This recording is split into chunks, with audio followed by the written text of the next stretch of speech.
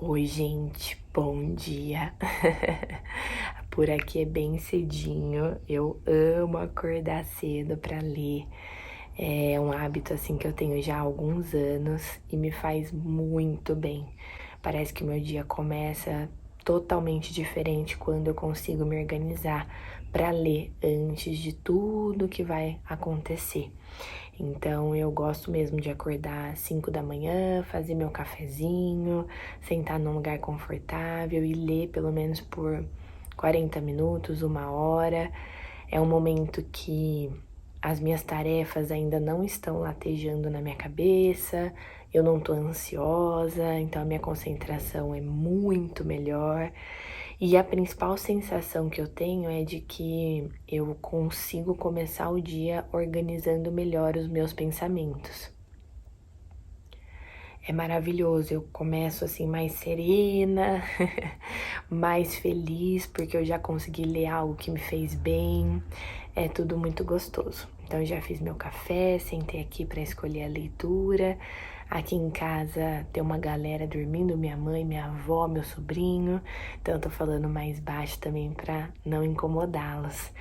E nos próximos dias, as minhas leituras elas estarão organizadas dentro de uma temática da cultura africana, não só por conta das aulas que eu vou dar no ensino médio associadas às leituras do vestibular, são duas, né? Niket, uma história de poligamia, que é esse livrinho que eu já li, mas eu tô fazendo uma releitura agora, e também Nós Matamos o Cão Tinhoso. Eu vou dar essas duas aulas na sequência, e aí eu decidi fazer essa releitura no caso da Paulina Chiziane e também no caso do outro livro vai ser uma leitura pela primeira vez.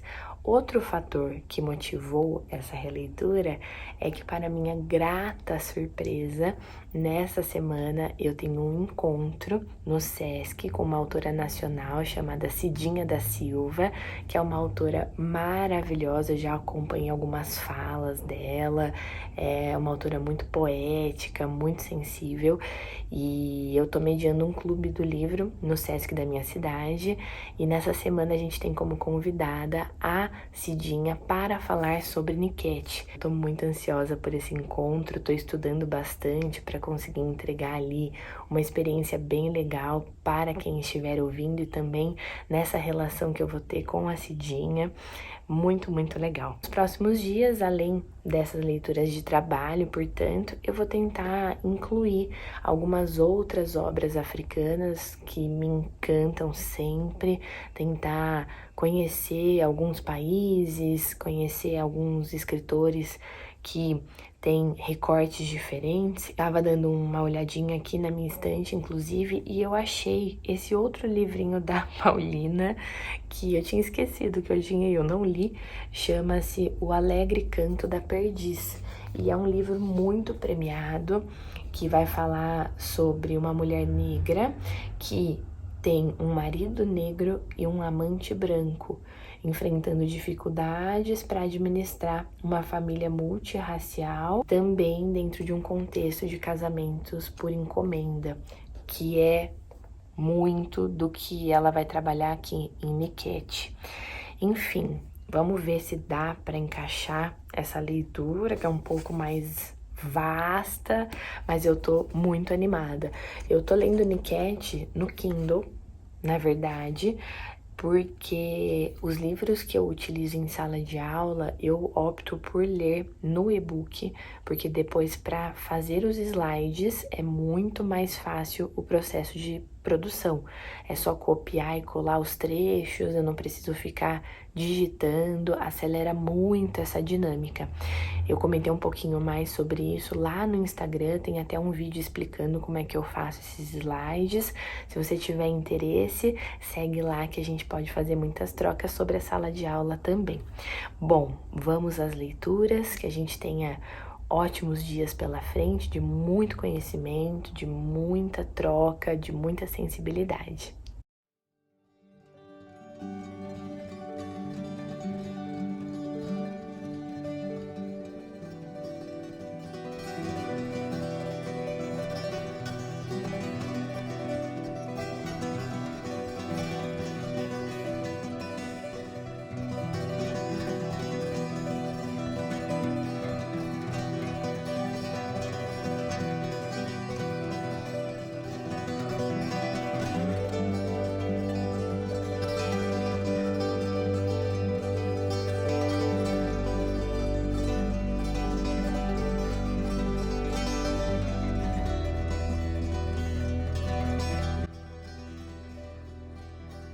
slides eu tento sempre colocar elementos que remetam à cultura, que tragam alguma afinidade com a história. A principal marca, acredito que, das minhas aulas é compartilhar os trechos com os alunos para que a gente leia juntos e vá interpretando juntos. Então eu deixo muito em aberto com eles do que se trata a história, para que eles criem hipóteses, para que eles sugiram o que eles entenderam. Aí a gente vai lendo e eu vou colocando algumas noções centrais para a gente se guiar como âncora. Busco elementos visuais que fortaleçam uma memória também visual, aspectos centrais do trecho. Eu também tento refletir na estética do slide e assim a gente vai construindo aquilo que estamos analisando e estudando na obra. Esse trechinho aqui é bem poderoso em relação ao que trata essa história. As culturas são fronteiras invisíveis construindo a fortaleza do mundo.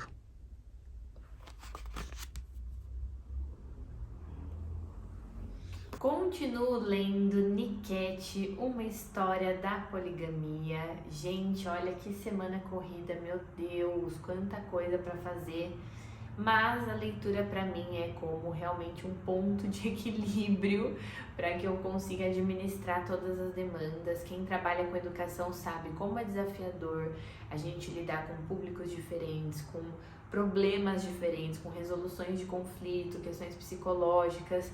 E para minha leitura entra nesse momento, sabe, de autocuidado mesmo, gente. Eu reforço bastante essa palavra porque é um carinho que eu me dou para que haja um alicerce dessas ações todas. É um livro muito poético, muito sensível, sobre tradições africanas, sobre o lugar da mulher, sobre como que as mulheres podem enxergar a sua própria inteligência, a importância da sua presença, o quanto disso é silenciado por uma economia e por um interesse em poder. Não importa o estilo de sociedade, parece que prevalece essa vontade de esvaziar a presença das mulheres. E aqui no livro, inclusive, a Paulina ela vai dizer que a personagem principal se coloca como um rio morto. É muito interessante pensar sobre essa analogia, porque a mulher como um rio morto, ainda mais num contexto africano em que a natureza diz muito sobre as formas de existência, sobre as interações de vida, representa uma forma que não produz, que não alcança, que não chega em lugar nenhum, porque um rio morto, ele impede qualquer tipo de reprodução, produção, qualquer tipo de caminho. É um rio parado, é um rio sem possibilidades. E uma mulher se sentir um rio morto é algo muito profundo sobre a experiência de ser mulher em sociedades que são estruturadas para limitar as suas potências. Então esse é um livro que coloca a mulher nesse lugar de, primeiro, muita solidão, muito desespero, muita angústia, mas a partir desse vazio, essas mulheres são convidadas por si mesmas, num primeiro momento, a se investigarem, a buscarem a si próprias. Inclusive tem imagens nesse livro em que a protagonista, ela se olha muito no espelho tentando buscar quem ela é, uma vez que ela se sente solitária porque o marido é muito ausente e é um contexto ali de muito desespero, porque um lar sem um homem é um lar sem credibilidade. E aí nessa de se olhar pro espelho, ela não consegue enxergar nada além da imagem do seu homem, porque a vida dela foi domesticada para servir essa presença, que no caso é uma ausência e por isso ela também está ausente de si mesma.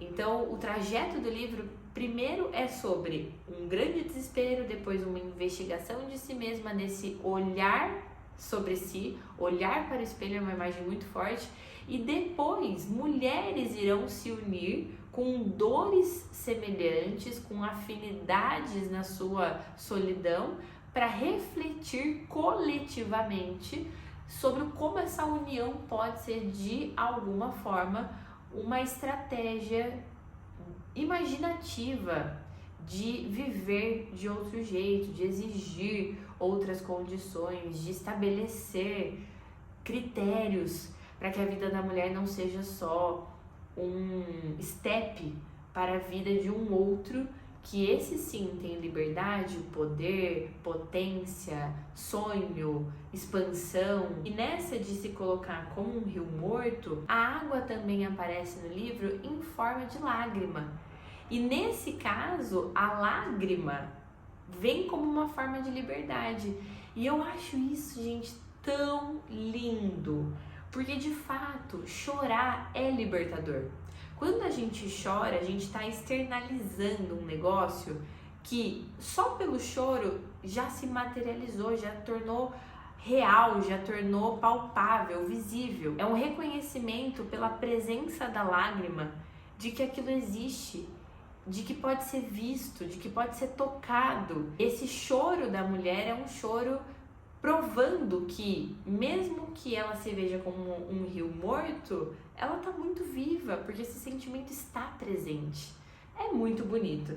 E aí tem um querido do Instagram que me indicou certa vez esse livrinho e que desde então eu sempre leio, releio capítulos. Eu nunca sentei para lê-lo inteiro, mas eu já li alguns capítulos espaçados para alguns projetos especiais e dessa vez eu pretendo realmente estudá-lo para conversar com a temática que a gente está construindo aqui. E o livro se chama A Invenção das Mulheres, construindo um sentido africano para os discursos ocidentais de gênero. Gente, vocês não têm ideia da beleza desse texto, em que a autora vai dizer o que representa ser mulher em comunidades africanas e como essa noção de gênero é muito diferente da que nós conhecemos a partir de um referencial ocidental. E aqui a autora também coloca a questão da lágrima, a importância da lágrima como um ponto identitário, um ponto de liberdade, um ponto de transformação, de rebelião. Eu comprei até um caderninho para poder estudá-lo de começo a fim, para, enfim, organizar essas anotações, fazer com que possa me acompanhar nas minhas aulas também, revisando a minha bibliografia, trazendo autoras de outros eixos, de outras epistemologias. Tem muita coisa legal, muita mesmo, assim, ó, um trabalho bem desenvolvido. Essa edição tá linda também, muito caprichadinha, e conversaremos pelos próximos tempos, com certeza, sobre muitas dessas ideias.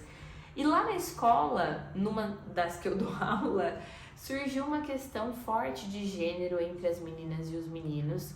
A gente vem fazendo algumas conversas, principalmente no ensino fundamental, e com o intuito principal de acolher aquilo que eles vivenciam, porque educação é muito sobre esse lugar de conexão entre humanidades, entre dores semelhantes, que é o que acontece super aqui nesse livro. As mulheres, quando elas se encontram, elas rivalizam, elas se batem, elas se agridem, mas depois elas percebem que o inimigo não está nelas, o inimigo é outro e é comum a elas.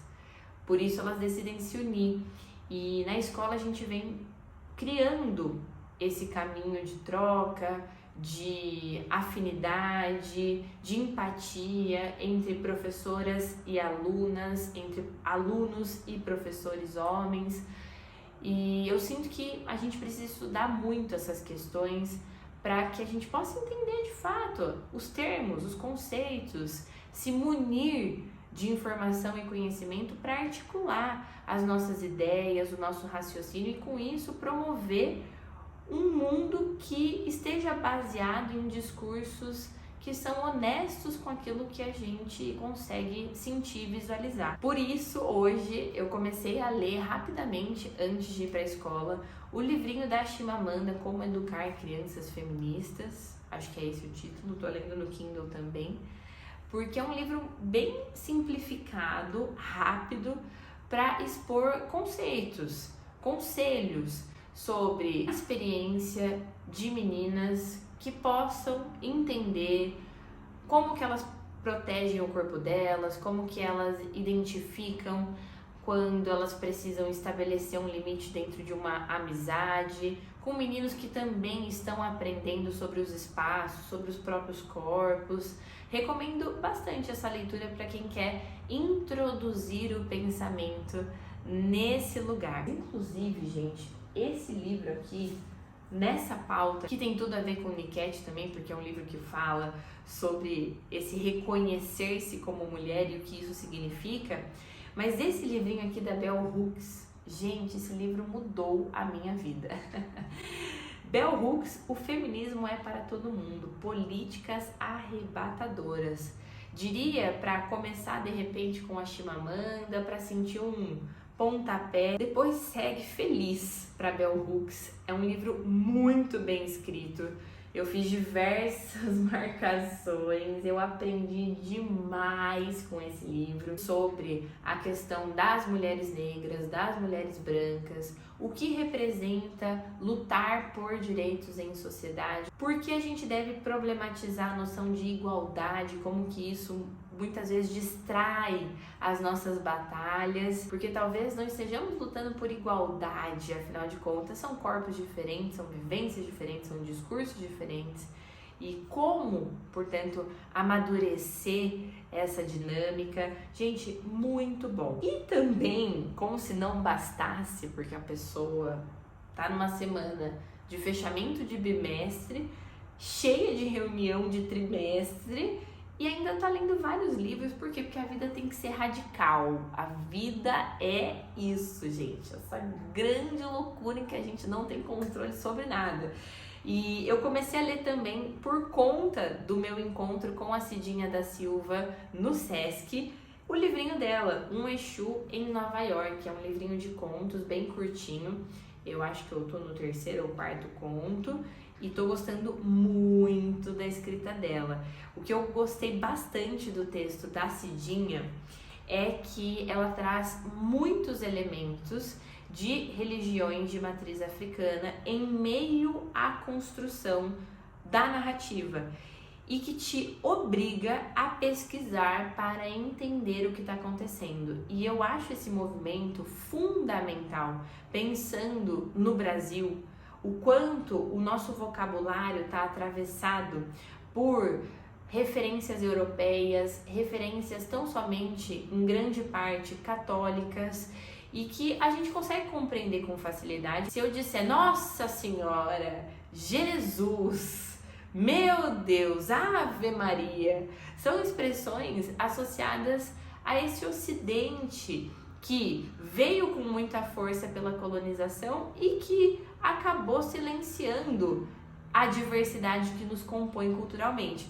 Quando a gente lê os textos da Cidinha, são tantos referenciais de matriz africana que a gente precisa se deslocar para também se familiarizar com eles ao longo do livro. E essa é uma experiência cultural que o brasileiro, na minha opinião, poderia se expor mais para se conhecer, para conhecer a própria história, para ter mais intimidade consigo próprio, porque não adianta a gente passar o resto dos tempos negando aquilo que nos baseia, aquilo que nos enraiza. E eu acho apaixonante essa influência afro-brasileira, então para mim é sempre um grande prazer e uma honra poder estar em contato com escritores que tragam essa batalha na literatura.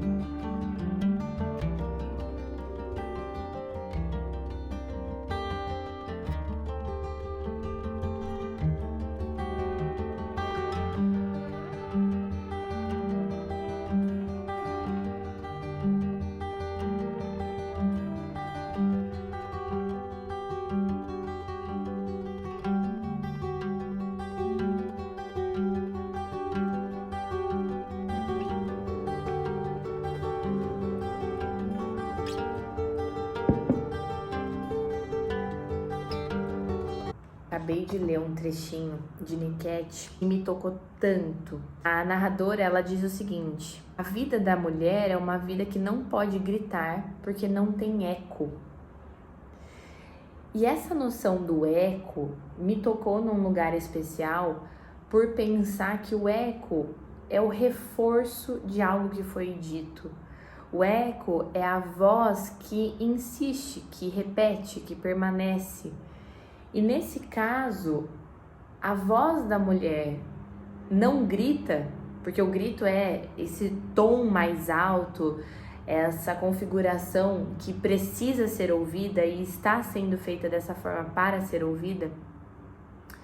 Então a voz da mulher não grita porque não vai ser reforçada, porque não vai ser reproduzida por outras mulheres, porque muitas vezes quando a gente se posiciona é um caminho muito solitário, de incompreensão, de julgamento, de falta de apoio de outras mulheres que não tiveram oportunidade de acessar as mesmas informações, a um processo de consciência crítica. Nós, mulheres em sociedade, a gente aprende a rivalizar, a sermos colocadas umas contra as outras, porque o corpo que prevalecerá dessa disputa é o corpo que tem chance de ser amado, de ser inserido, de ser validado. Então, eu preciso eliminar as minhas rivais para conseguir ter um espaço nessa sociedade com aquele que, tendo poder, olhando para mim, vai permitir que eu tenha poder também. Até tem outro trecho no livro em que se diz que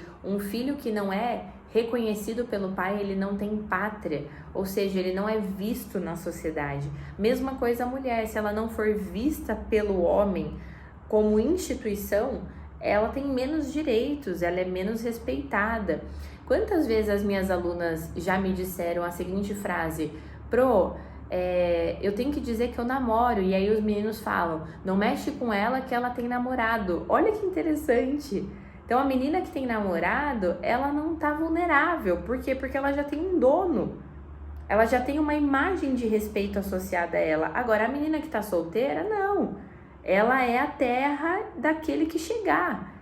É muito interessante. A literatura traz sutilezas, poxa, uma frase curtíssima, mas que nos desloca em muitos sentidos para pensar a nossa própria experiência. Pensão interseccional das coisas, dos fenômenos, né? Para pensar as relações raciais, as relações de gênero, existe uma precursora aqui no Brasil, chamada Lélia Gonzalez, precursora de várias mulheres, né, intelectuais negras que têm atuado nesse campo. A Lélia é uma pessoa que não utilizou essa expressão interseccionalidade, né, mas que mostrou como as opressões atuam de maneira conjunta, interligada, né? Como elas se atravessam, como elas se retroalimentam.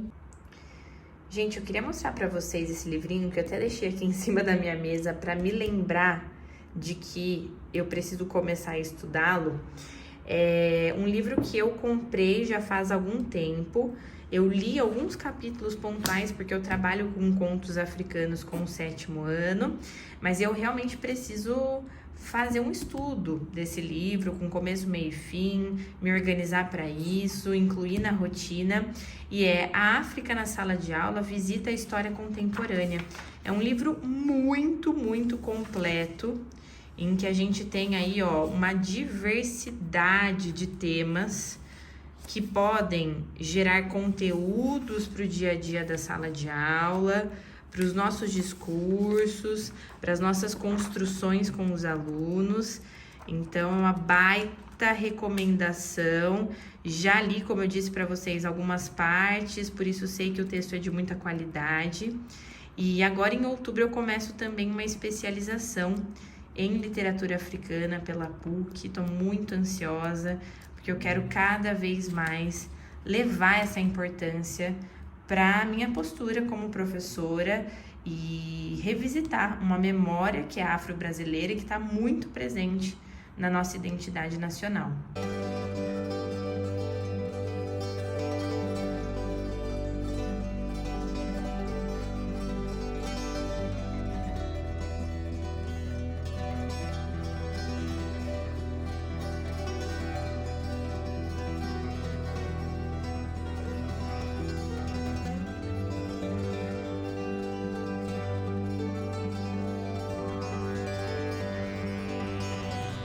Acabei de ler outro trecho do livro da Paulina Chiziane que me lembrou um conto da Conceição Evaristo nesse livrinho aqui, Olhos d'Água.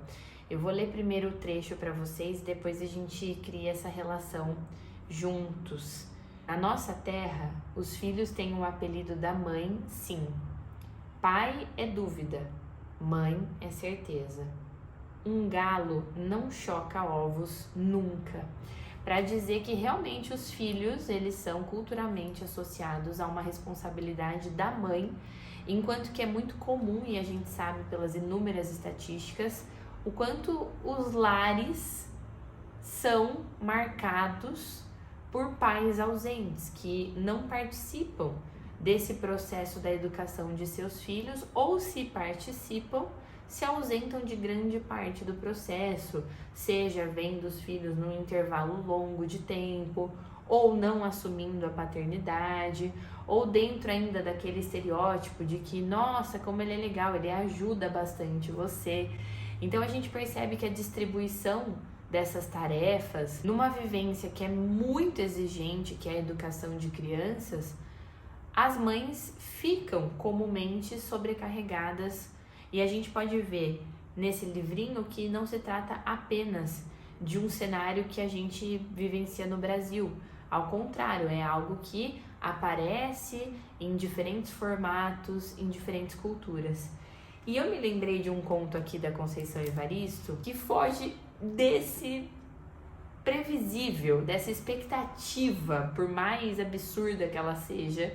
A gente sabe que a chance disso acontecer é muito grande, de ter um lar de pai ausente.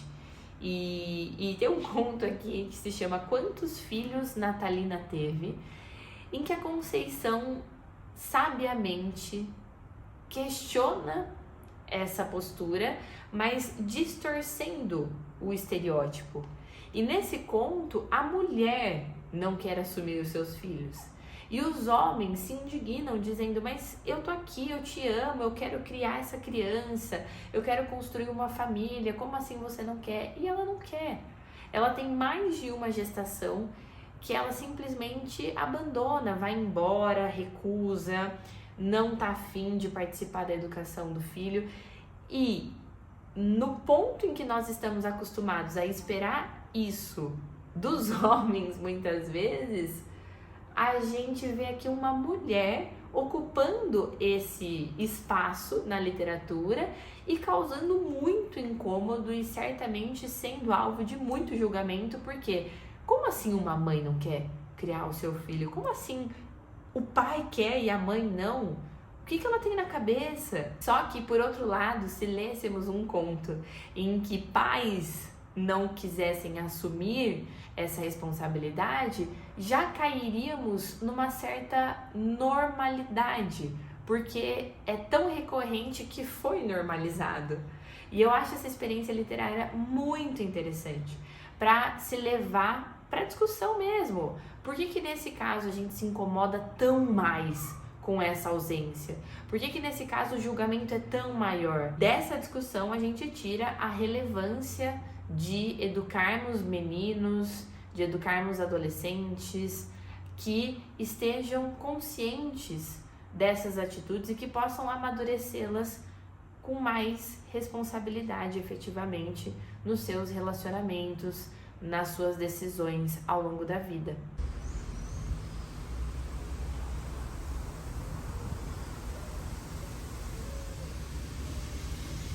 Eu estava aqui separando da minha estante alguns livrinhos de literatura africana que eu tenho aqui e eu fiquei muito feliz porque eu tenho livros de países diferentes do continente. Isso é maravilhoso porque pode me dar impressões culturais também diferentes e aprender muito com essa jornada. E eu fiquei impressionada por ler as sinopses e relembrar quanta literatura a gente tem nesse caso que pensa ativamente sobre a colonização como um fator de formação da identidade, como um fator que deve ser questionado por representar uma experiência violenta na construção da história de um povo. E eu não sinto a mesma presença quando a gente vai falar de literatura brasileira. Ao contrário, vejo alguns autores hoje, contemporâneos, colocando essa pauta, mas eu sinto que é um movimento muito mais recente e ainda sutil quando comparado à literatura africana, pensando nesses diversos países que já estão em guerrilha há muitos anos para poder lutar pela própria voz, para poder se afirmar e tal.